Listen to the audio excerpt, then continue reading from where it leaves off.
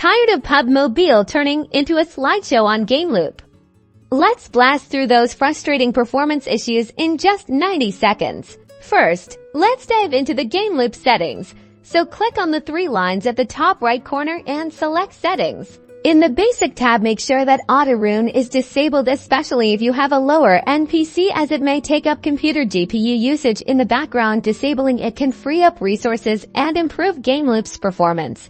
Next, head over to the Engine tab. Here's where the magic happens. Choose Directs if you have a dedicated GPU, otherwise select Optional Enable Prioritize Dedicated GPU.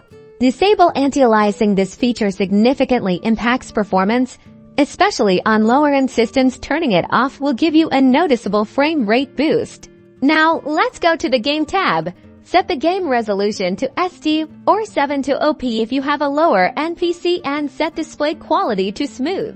Within PUBG Mobile itself, navigate to the graphics settings. Lower your graphics quality to smooth and frame rate to medium or high depending on your system's capabilities. Go to where the app is and clear the cache. It can help reduce temporary files that may be slowing down the game. Also, make sure that Gameloop has all necessary permissions required so that it functions properly.